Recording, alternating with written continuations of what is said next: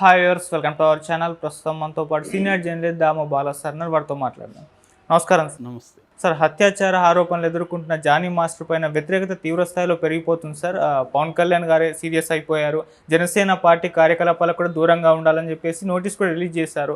అటు dance master associations మొత్తం కూడా అతన్ని బహిష్కరించాయని చెప్పేస్తున్నారు. చిన్మయి దగ్గర నుంచి పూనం కౌర్ దగ్గర వీళ్ళ దగ్గర నుంచి కూడా వ్యతిరేకత వచ్చేసింది.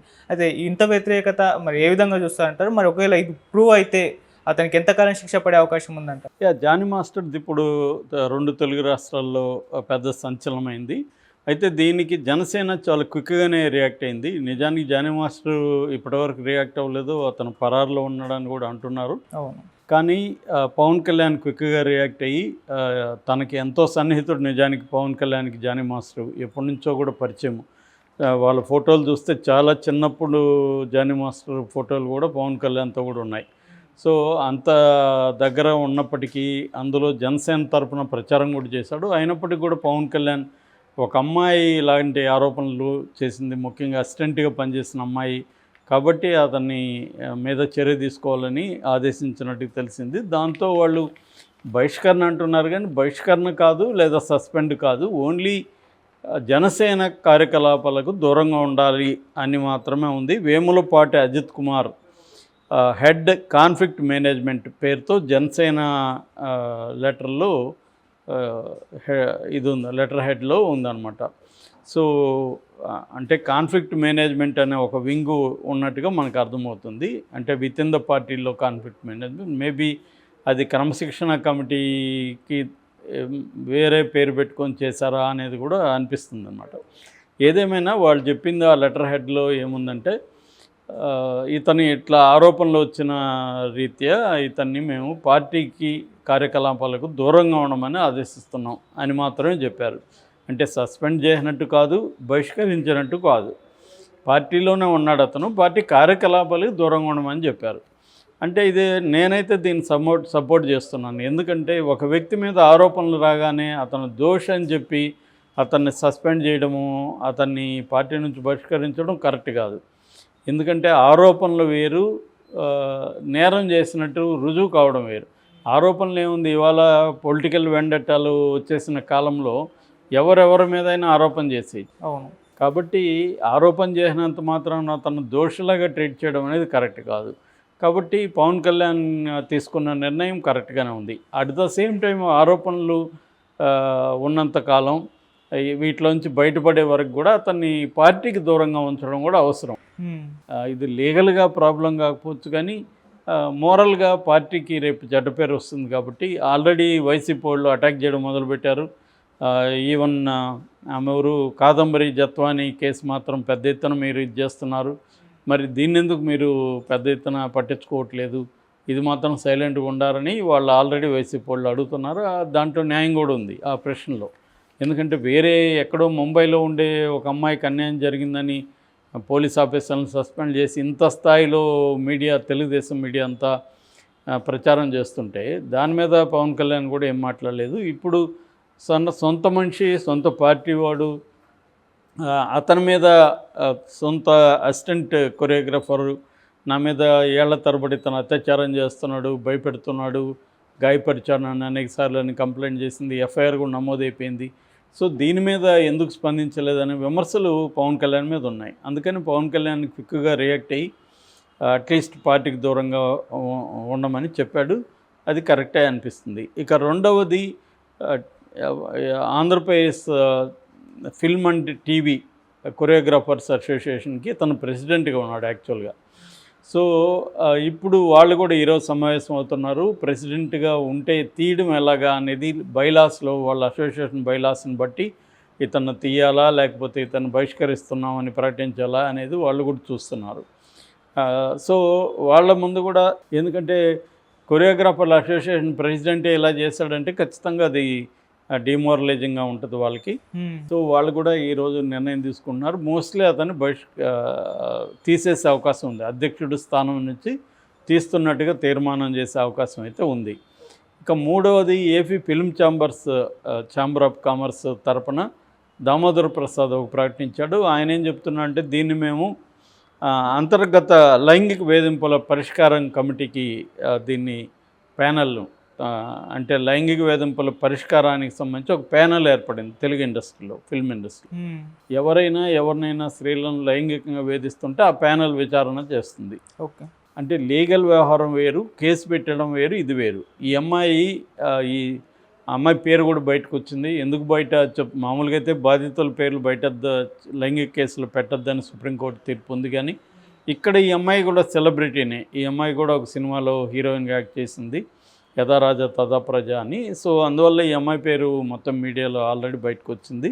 ఈ అమ్మాయి పేరు మధ్యప్రదేశ్ నుంచి 2017లో డీలో పాల్గొనింది. తర్వాత 2019 నుంచి తన దగ్గర అసిస్టెంట్ కొరియోగ్రఫర్గా ఉంది. 2019లోనే ఈ అమ్మాయిని బలవంతంగా అతను లైంగికంగా అత్యాచారం చేశాడనేది ఈ అమ్మాయి చెప్తుంది. అప్పటి నుంచి కూడా అత్యాచారం చేస్తున్నాడని. అత్యాచారం అంటే ఇక్కడ అర్థం నాకు ఇంట్రెస్ట్ లేకపోయినా అతను నన్ను ప్రలోభపెట్టో భయపెట్టో చేస్తున్నాడు అనేది ప్రధానంగా. మామూలుగా సుదీర్ఘకాలం పాటు అత్యాచారం అంటే అర్థం అదే.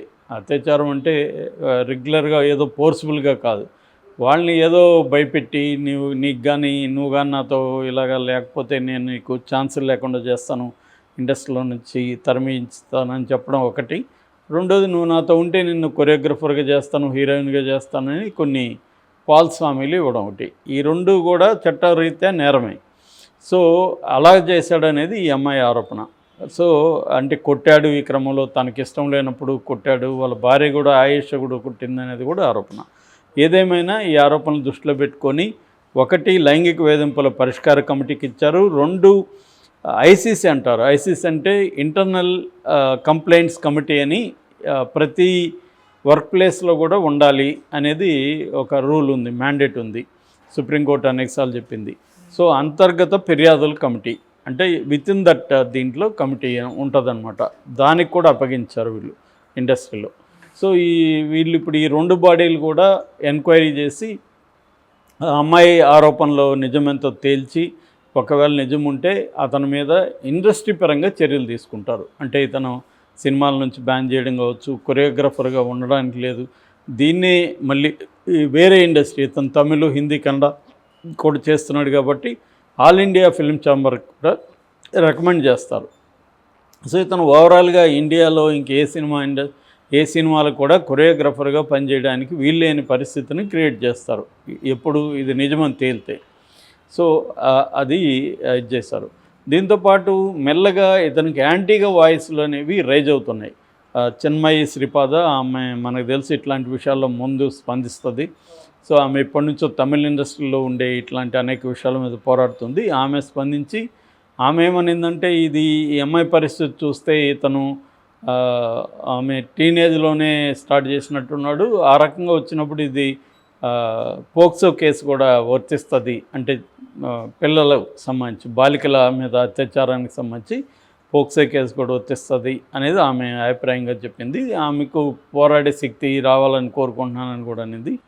అట్లాగే మన ఎవరు పూనం కౌర్ అయితే అసలు ఇతన్ని ఇంకా జానీ మాస్టర్ అని పిలవడం ఆపేసేయండి, ఎందుకంటే మాస్టర్ అనే పదానికి అర్హుడు కాదు ఇతను, జానీ భాష అని మాత్రమే పిలవండి అనేది కూడా ఆమె ఇచ్చింది. ఆమె ఏంటంటే పవన్ కళ్యాణ్కి యాంటీగా ఎప్పుడు ఛాన్స్ వచ్చినా స్పందిస్తుంది, ఆ యాంగిల్లో స్పందించిందని మనం అనుకోవచ్చు. ఓకే. ఏదేమైనా ఓవరాల్గా అయితే ఇప్పటి వరకు ఇండస్ట్రీలో మిగతా హీరోయిన్లు కానీ టెక్నికల్గా పనిచేసే స్త్రీలు కానీ ఎవరు కూడా ఇప్పటివరకు అయితే స్పందించలేదు దీని పట్ల. ఎందుకంటే ఇప్పుడు ఇతనికి తమిళ సినిమాలో నేషనల్ అవార్డు వచ్చింది, ఇక్కడ కూడా అనేక సినిమాల్లో బుట్టబొమ్మ లాంటి సినిమా పాటలు చేశాడు. సో వాళ్ళెవరూ కూడా స్పందించట్లేదు. ఇతనికి నేషనల్ అవార్డు వచ్చినప్పుడు పొగిడిన వాళ్ళందరూ కూడా స్పందించట్లేదు. అలాగే జనసేనలో కూడా ఎవరు కూడా ఈవెన్ పవన్ కళ్యాణ్ స్టేట్మెంట్ ఇవ్వడం కానీ ట్వీట్ చేయడం కానీ ఏమీ చేయలేదు. ఓన్లీ ఇందాక చెప్పిన కాన్ఫ్లిక్ట్ రెజల్యూషన్ కమిటీకి సంబంధించిన వేములపాటి అజిత్ కుమార్ మాత్రం ప్రకటించాడు తప్ప పవన్ కళ్యాణ్ పర్సనల్గా ఒక ట్వీట్ చేయడం కానీ దీని మీద అభిప్రాయం చెప్పడం కానీ ఏమీ చేయలేదు. అతను సైలెంట్గానే ఉన్నాడు. ఓన్లీ ప్రొసీజరల్గా తమ పార్టీ వైపు నుంచి మాత్రమే దీని నుంచి చేసుకుంటున్నట్టు ఉంది. ఓవరాల్గా ఇంకో వైపు చూస్తే ఇతను పారిపోయాడు. సో అందుబాటులో మామూలుగా అయితే పోలీసులు ఈమె పెట్టిందైతే కేసు రాయదుర్గంలో, బట్ ఇతను ఉండేది నార్సింగ్లో కాబట్టి నార్సింగ్ పోలీస్ స్టేషన్కి వీళ్ళు అప్పగించారు. వాళ్ళు అరెస్ట్కి ట్రై చేస్తున్నారు. ఇతని మీద 376, 323, 506 3 సెక్షన్ల కింద కేసు పెట్టారు. అది కాకుండా ఈ 3 సెక్షన్లు అంటే 376 ఏమో రేపు, 323 ఏమో గాయాలు చేయడం, 506 ఏమో క్రిమినల్ ఇంటిమిడేషన్ అంటారు. క్రిమినల్ ఇంటిమిడేషన్ అంటే బెదిరింపులు.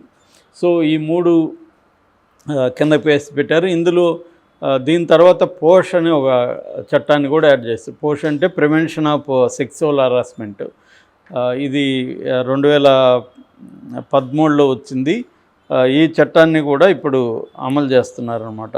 అంటే sexual harassment of women at work place, prevention, prohibition and redressal, అది పూర్తిగా చట్టం పేరు. ఇది 2023లో వచ్చింది. ఈ చట్టాన్ని కూడా ఇప్పుడు పెడుతున్నారు ఇతని మీద. ఈ చట్టం కింద అయితే 3 ఏళ్ళు గరిష్ట శిక్ష పడే అవకాశం ఉంది. కానీ ఇతనికి 376 కానీ ప్రూవ్ అయితే, అంటే ప్రూవ్ అయితే మాత్రం, ఇదేమో హరాస్మెంట్ కిందకు వస్తుంది.